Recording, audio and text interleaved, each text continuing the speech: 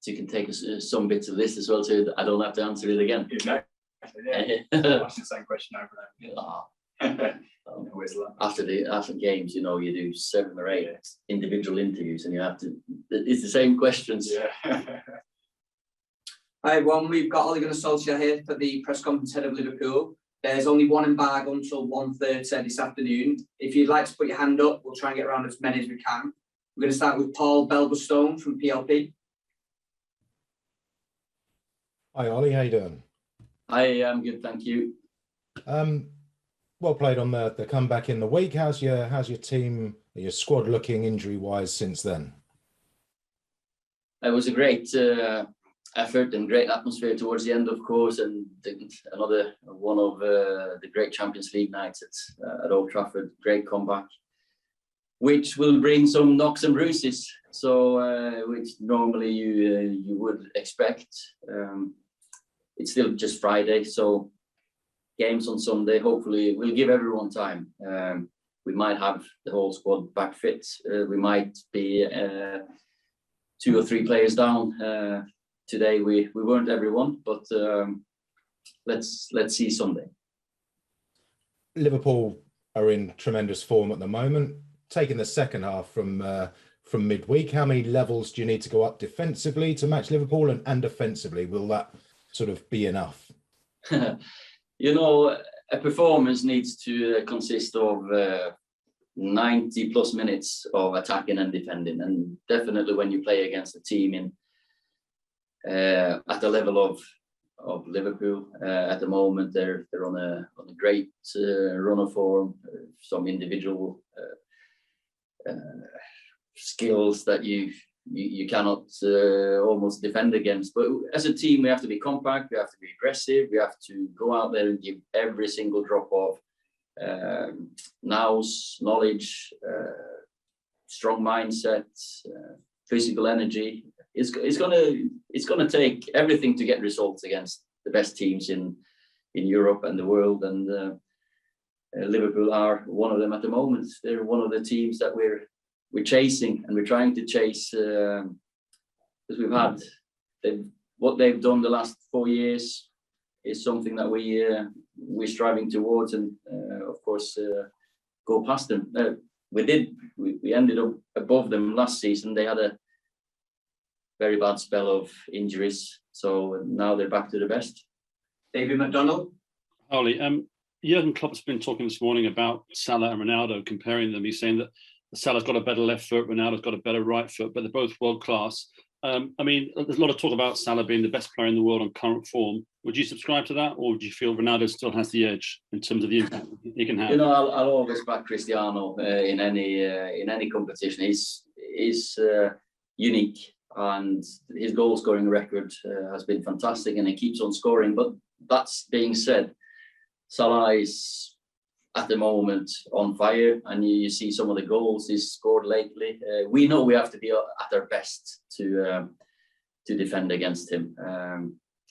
You know, players like this, they don't come around very often, and we've got to enjoy them when we watch them from afar. Not on Sunday, that's too close for me. So we've got to do a good job, not just against him. You know, I'm a big admirer of the front line that they've had for many years now, with Mane and Firmino. Maybe Jota will play, who knows? But they are players that you have to focus on and you've got to be nailed on for 95 minutes to keep a clean sheet. Ben Ransom. Good afternoon, Ole. Just go back to injuries. Suggestion that Bruno Fernandes might be carrying a bit of a knock after the Atalanta game. Can you tell us whether he's going to be fit and what a potential loss he would be if not? I think, you know, games like Wednesday night, they're always going to bring knocks and bruises. And yeah, we do have 2 or 3 that carry knocks from that game. I'll give everyone time. I hope that I can pick from a fully fit squad. It might be that I'm without 2 or 3.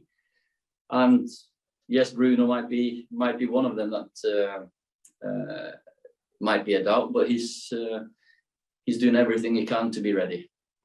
Samuel Luckhurst. Just on that theme as well, Ollie, Fred's been another important player for you over the years and some significant wins. I know he came off with an apparent injury the other night, but why is it, do you think, that in certain games, like against PSG or Manchester City and Liverpool to a lesser extent, that he can be so important to the team? Is it the balance he provides? He seemed to play well and have a difference the other night against Atalanta.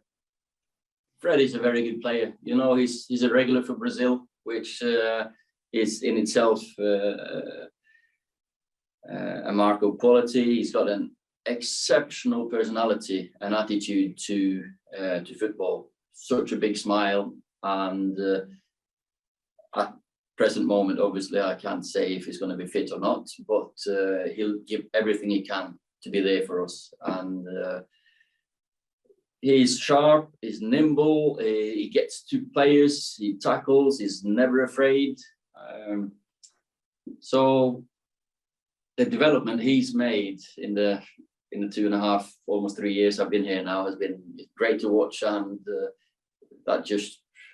it showed for me when he got injured at the end of last season, and that was supposed to be a 6 to 8 week injury, and he was back the day before the Europa League final, and he was fit. He fully joined the training session. We had to strap him up for the game, but if I'd known before, maybe I would have played him.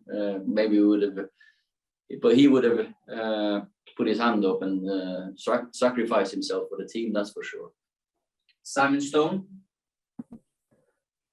Hi, Ollie. There can't be anybody who's not had an opinion about you, like, for months now. Steve Bruce put a very interesting interview out the other day after he'd left Newcastle, talking about the pressure and the criticism. How do you deal with that as a human being?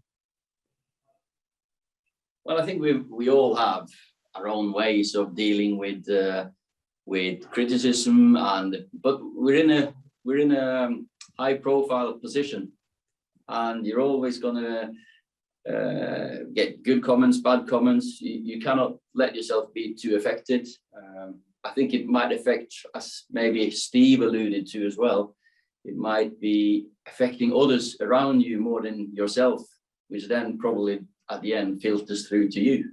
So, but we know that we are, as I said, high profile, and performances, sometimes they're not really bad or really good, but the result decides the narrative on what people would like to think about you. I enjoy managing. I enjoy this life. I don't think any of us would be in this occupation if we didn't believe in ourselves, have a strong mindset, but also love what we're doing. Dave Heitner. Hi, Ollie. Hi. You've been involved in numerous late comeback results as a United player, now as a United manager. Can you just try and quantify the effect that can have on the belief of a team? I mean, can you even quantify it? Can you try and put it into words? It's something that we have done plenty of times here at the club. It's in our DNA. It's never give in. The Sir Alex's documentary. That's what our fans expect from us, to give everything you have, give your best all the time. And if you do that with the quality that the players have here, you can win games. You can even sometimes lose games, but you come out of it having given everything, and we know that, yeah, that's a team out there. And I saw a team in the first half as well, giving everything for each other. Yeah, we needed half time against Atalanta to maybe, push that belief a little bit more, to keep on believing what we're doing. And hopefully it's the end of a bad period for us, a bad spell. You know, teams always go through bad spells, and good teams come together. And if that was the start of something big, that's what we hope. And for me, the focus and determination in the lads have been really, really good since the bad performance we had against Leicester. James Savundra. Ollie, just going back to last season and the matches against the so-called Big Six, I think there was only 2 victories in that game. There were 5 draws, 3 of them goalless draws. I just wonder what you learnt from those matches and how you'll look to approach these types of games now, because you've got 3 coming up in a short period of time. What's the Big Six? That's the thing, you know. Big Six that's just a made up band of brothers, if you like. That's every game in this league is so important. It's so difficult, and we have absolutely no right to go onto the pitch against any team in the Premier League thinking that we can give less than our best to win a game.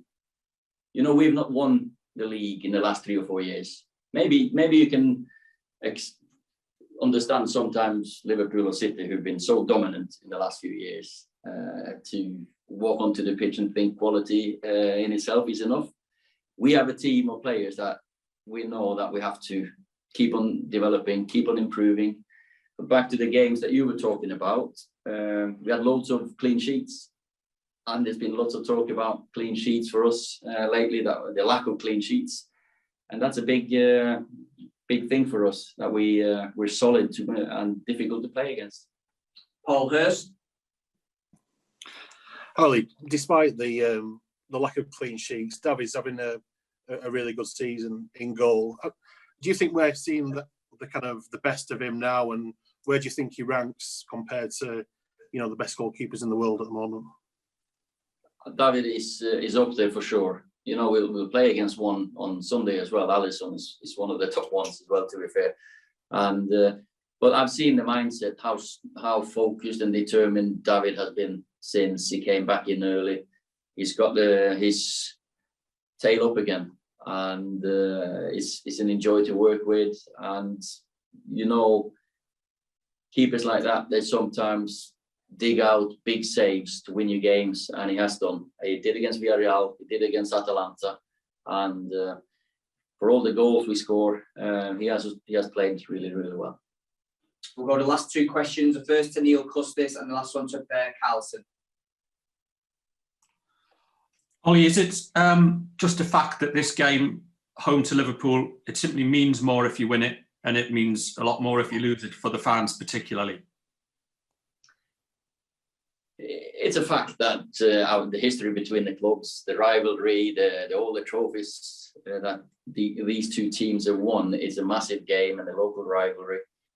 And I always say, every time you're a Man United player being given the privilege, honour, responsibility to wear the shirt and step out onto that pitch, onto Old Trafford against Liverpool, you give everything you have. And we know that these games don't need any bigging up. It's a massive game. And also, would you agree that if you have a first half defensively like you did on Wednesday, there won't be any coming back against this Liverpool team because it's of such a high standard? You can't give them chances. We gave Atalanta 2 and they scored 2. If you give Liverpool 2, they'll score 2. So, but in football, you know, teams are going to create chances. That's just the nature of the game. I do not agree with everyone when you say we were really, really bad and really open against Atalanta. They were really clinical, but also so will Liverpool. They will be. So we cannot give them any inch, any centimetre, anything in our box. That's for sure. Last one for Per Carlson. Yes, Ole. Hey, Philip.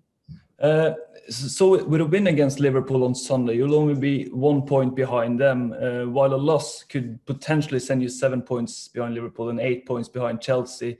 With those numbers in mind, is this a do or die game for Man United in terms of being title contenders? Every time you play for Man United, you play for 3 points. Of course, it's to be 7 points behind is going to be a big distance, 1 point between. It's close, but we're so early in the season. Every game matters just as much. We saw last season that every team goes through a bad spell, and this early you can't talk about title contending or anything. We are chasing them. Liverpool are one of the teams that we are trying to catch up on the last 4 years. We've had too many points to catch up on them. Even though last season we were ahead of them because of maybe their bad injuries and lots of bad luck with injuries, we still know that we have to improve to get up to their level, what they've been the last 4 years. Thank you very much, everyone. That concludes the press conference.